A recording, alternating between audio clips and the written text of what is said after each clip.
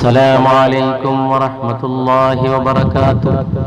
الحمد لله رب العالمين، والصلاة والسلام على سيدنا ونبينا وحبيبنا محمد صلى الله عليه وآله وأصحابه وسلم رحمة للعالمين، وعلى آله وأصحابه أجمعين. اللهم صل وسلم وبارك على رسولك نبينا وسيدنا محمد كما صليت على إبراهيم وعلى آل إبراهيم إنك حميد مجيد. اللهم بارك على سيدنا محمد وعلى آل وأصحاب سيدنا محمد. മാതാവിന്റെ മാറിടത്തോട് 3 ദിവസം അമ്മിഞ്ഞപ്പാലിന് വേണ്ടി മല്ലടിച്ച കുഞ്ഞ്, നിന്നെ ഓർത്തുകൊണ്ട് മദീനയിലേക്കുള്ള പാത. 3-ാമത്തെ ദിവസം രക്ഷാപ്രവർത്തകർ വരുമ്പോഴാണ് കുഞ്ഞറിയുന്നത്, ഞാൻ 3 ദിവസവും മല്ലടിച്ചത് എന്റെ മാതാവിന്റെ മാറിടത്തിലെ അമൃതകുംഭങ്ങളോടല്ല, മാതാവിന്റെ അമ്മിഞ്ഞപ്പാല് ചുരത്തുന്ന മാറിടത്തോടല്ല, മറിച്ച് 3 ദിവസം ഞാൻ മല്ലടിച്ചത് ജീർണിച്ചു തുടങ്ങിയ എന്റെ മാതാവിന്റെ മൃതദേഹത്തോടാണ്. തിരമാല നക്കിക്കൊണ്ടുപോയ ജീവിതമാണ്.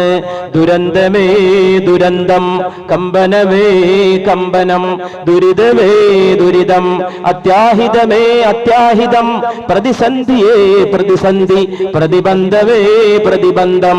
രക്ഷാമാർഗം എന്താണ് മനുഷ്യ?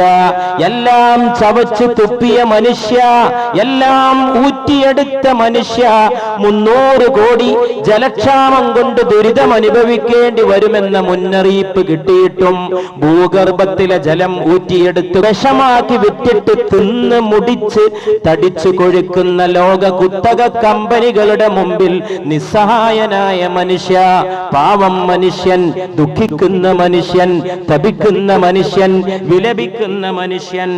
ഈ ലോകത്തിന് ശേഷം വേറെ ഒരു ലോകമുണ്ട്, വേറെ ഒരു ജീവിതമുണ്ട്, ഈ ലോകത്തിനൊരന്ത്യമുണ്ട്. സൂക്ഷിക്കണേ, നിങ്ങൾ ഉറങ്ങാൻ പോകുന്ന പോലെ മരിക്കാൻ പോകുന്നവരാണെന്ന് പുണ്യ റസൂൽ മുസ്തഫ സല്ലല്ലാഹു അലൈഹി വആലിഹി വഅസ്ഹാബിഹി വസല്ലം. വിശുദ്ധ ഖുർആൻ ഓർമ്മപ്പെടുത്തിയതാണ് മനുഷ്യന്റെ അവസ്ഥ. വഖാലൂ മാ ഹിയ ഇല്ലാ ഹയാതുനദ് ദുനിയാ നമൂതു വനഹ്യാ. وقالوا ما هي إلا حياتنا الدنيا نموت ونحيا وما يهلكنا إلا الدهر وما لهم بذلك من علم إن هم إلا يظنون.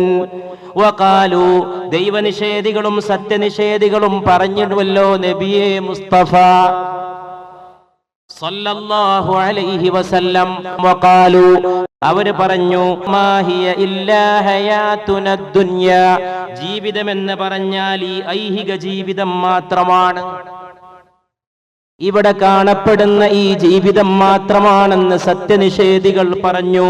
നമൂതു വനഹ്യാ, നമ്മൾ മരിക്കുകയും ജീവിക്കുകയും ചെയ്യുന്നത് ഇവിടെ തന്നെയാണ്. വമാ യുഹ്ലികുനാ ഇല്ലദ്ദഹർ, കാലമല്ലാതെ മറ്റൊന്നും നമ്മെ തകർക്കുകയില്ല, കാലം മാത്രമേ നമ്മെ നശിപ്പിക്കുകയുള്ളൂ എന്നവർ പറഞ്ഞു. വമാ ലഹും ബിദാലിക മിൻ ഇൽമ്, അവർക്ക് അതേക്കുറിച്ചൊരു വിവരവുമില്ല. ഇൻഹും ഇല്ലാ യദുന്നൂൻ, അവർ വെറും ഊഹാപോഹം പറയുകയാണ്.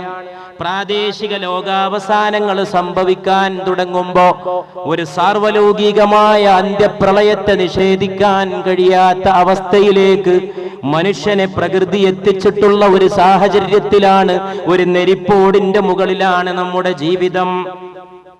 വെട്ടിപ്പിടിക്കുന്ന മനുഷ്യൻ, പ്രകൃതിയെ ചൂഷണം ചെയ്യുന്ന മനുഷ്യൻ, എന്തിലും പ്രയോജനം നോക്കിക്കൊണ്ട് പ്രയോജനമുള്ളതിനെ മാത്രം സ്വീകരിക്കുന്ന മനുഷ്യൻ, പ്രയോജനം തരാത്തത് മാതാപിതാക്കളാണെങ്കിൽ ആ മാതാപിതാക്കളെ വൃദ്ധസദനത്തിൽ കൊണ്ടുപോയി തള്ളുന്ന ആധുനിക മനുഷ്യൻ, യൂട്ടിലിറ്റേറിയാനിസത്തിന്റെ കാലഘട്ടം, പ്രയോജനാത്മകവാദത്തിന്റെ കാലഘട്ടം.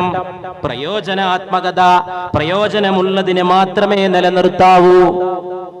അച്ഛനും അമ്മയും കാശും പണവും തരാനുള്ള ആരോഗ്യത്തോടെ ജീവിക്കുന്നുവെങ്കിൽ അവരെ വീട്ടിൽ പോറ്റിക്കോ. അതിന് കഴിയാത്ത അവശരായി അവരെ മാറിയെങ്കിൽ അവരെ പുറത്തേക്കെറിയണം, അവരുടെ ചാരുക്കസേരയും പുറത്തേക്കെറിയണമെന്ന് പഠിപ്പിക്കുന്ന സാമ്പത്തികവാദം, യൂട്ടിലിറ്റേറിയാനിസം, പ്രയോജനാത്മകവാദം. തിരമാലകൾ നക്കിക്കൊണ്ടു പോകുമ്പോഴെങ്കിലും മനുഷ്യന് അവനെ കുറിച്ച് ചിന്തിക്കാൻ സമയമായിരിക്കുന്നു. അനസേ, പുണ്യ റസൂൽ മുസ്തഫ സല്ലല്ലാഹു അലൈഹി വസല്ലമ വിളിക്കുകയാണ് പ്രിയപ്പെട്ട സഹാബിയായ യുവാവായ അനസിനെ. അനസേ, ആളുകൾ ഇനി നഗരങ്ങളിൽ പോയി പാർക്കാൻ തുടങ്ങും. അങ്ങനെ അവർ കെട്ടിപ്പൊക്കുന്ന നഗരങ്ങളിൽ ഒരു നഗരമായിരിക്കും ബസറ നഗരം. ആ ബസറ നഗരത്തിൽ നീ പോയിട്ട് പാർക്കരുത്, നീ കടൽ തീരത്ത് പോയി പാർക്കരുത് അനസേ. നീ വിശാലമായ തുറസായ സ്ഥലങ്ങൾ തേടണം അനസേ. കുറെ കാലം കഴിയുമ്പോ നഗരങ്ങൾ ആളുകളെ കൊണ്ട് നിറയുമ്പോ ഭൂചലനങ്ങളും ഭൂമി വിഴുങ്ങലും രാസമഴയും തീരങ്ങളിൽ വർദ്ധിക്കുമെന്ന് മുഹമ്മദുർ റസൂലുള്ളാഹ് സല്ലല്ലാഹു അലൈഹി വആലിഹി വഅസ്ഹാബിഹി വസല്ലം. ഇത് പരിശുദ്ധ നബിയുടെ തിരുവചനം. പക്ഷേ ഓർക്കാൻ കഴിയുന്നവന് മാത്രമേ ഓർക്കാൻ കഴിയൂ. ലഖദ് ഇസ്തക്ബറൂ ഫീ അൻഫുസിഹിം വഅതൗ ഉതുവൻ കബീറാ. അവർ വലിയ ഗർവ് നടിച്ചു, അവർ സ്വയം അഹങ്കരിച്ചു, അവർ വലിയ ധിക്കാരം കാണിക്കുകയും ചെയ്തു. മനുഷ്യ മഹത്വത്തെ പിച്ചിച്ചീന്തിയെറിയുന്ന ശാസ്ത്രത്തിന്റെ പരീക്ഷണങ്ങളുടെ മുമ്പിൽ മനുഷ്യത്വത്തിന്റെ മൂല്യങ്ങൾ ഉയർത്തിപ്പിടിക്കണമെന്ന് ഉറക്കെ പറയാൻ ആധുനിക മനുഷ്യന് സമയം സമാഗതമായിരിക്കുന്നു.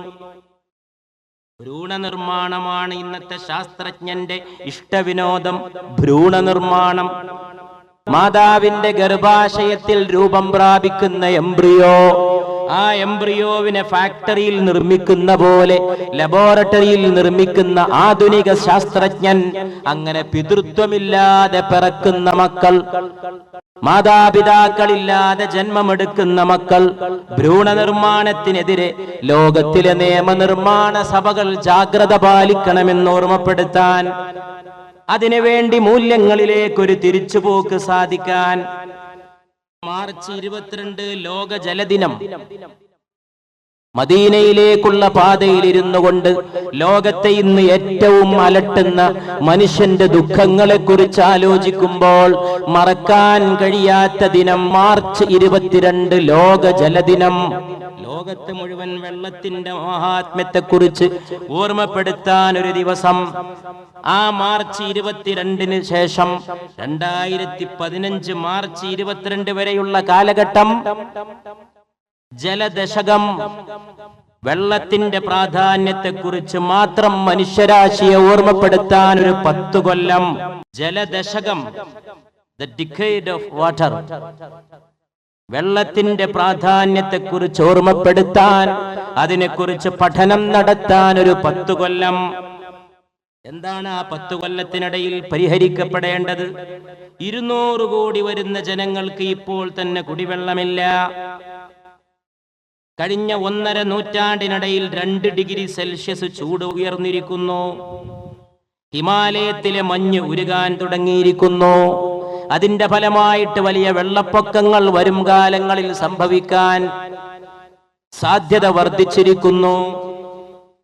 15 മീറ്ററാണ് ഒരു വർഷത്തിൽ ഹിമാലയം ഉരുകിക്കൊണ്ടിരിക്കുന്നത്. ആഫ്രിക്കയിലെ ഇന്നോളം ഒരു ക്ഷീണവും പറ്റാതെ നിലകൊള്ളുന്ന കളിമഞ്ചാരോ പർവ്വതനിരകൾ കഴിഞ്ഞ 20 വർഷം കൊണ്ട് കളിമഞ്ചാരോവും ഉരുകാൻ തുടങ്ങിയിരിക്കുന്നു. ചൂട് വർദ്ധിക്കുകയാണ്, പുറത്തിറങ്ങാൻ വയ്യാതായി.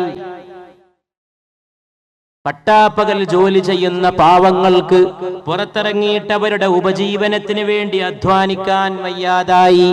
വീടുകളിൽ അർദ്ധരാത്രി വിശ്രമിക്കുന്ന മനുഷ്യൻ പോലും വിയർക്കുന്ന നാടായിട്ട് ഈ സുന്ദരമായ കേരളത്തെയും നാം മാറ്റി. കിളിമഞ്ചാരോ പർവ്വതത്തിലെ മഞ്ഞ് കവചം ഉരുകിത്തുടങ്ങുമ്പോൾ 10 വർഷം കഴിയുമ്പോ ലോകത്ത് സ്ഥിരമായ വരൾച്ച വരുമെന്ന് ഭീതിയോടെ നാം അറിയുമ്പോൾ, വെള്ളത്തിന്റെ ക്ഷാമം വൈദ്യുതി ഉൽപാദനത്തെ ദോഷകരമായി ബാധിക്കുമെന്ന് നാം പഠിക്കുമ്പോൾ, അപ്പോഴും ഭൂഗർഭത്തിലെ ജലം ഊറ്റിയെടുക്കുന്ന ചൂഷണം തുടർന്നുകൊണ്ടിരിക്കുമ്പോൾ, ഒരു ഭാഗത്ത് ആർത്തി, ഭോഗാസക്തി, ഭൗതിക പ്രമത്തത, ക്ഷണപ്രഭാ ചഞ്ചലമായ സുഖാലസ്യങ്ങൾ, പ്രകൃതിയോടുള്ള ചൂഷണത്തിന്റെ മനസ്ഥിതി, ദേഹപൂജയുടെ കാലഘട്ടം, ദാഹിച്ച് അലയുന്ന ദേഹിയെ അവഗണിക്കുന്ന കാലഘട്ടം, ദേഹിയെ വേണ്ട ദേഹത്തെ മതി, ദേഹത്തെ കുളിപ്പിച്ച് ദേഹത്തെ അലങ്കരിച്ച് ദേഹത്തെ മുഴുവൻ പോഷണം ചെയ്തെടുക്കുന്ന ഭോഗാസക്തിയുടെ കാലഘട്ടം, മനുഷ്യന് വയറ് മാത്രം മതി എന്ന് പഠിപ്പിക്കുന്ന ഗണിതത്തിന്റെ കാലഘട്ടം,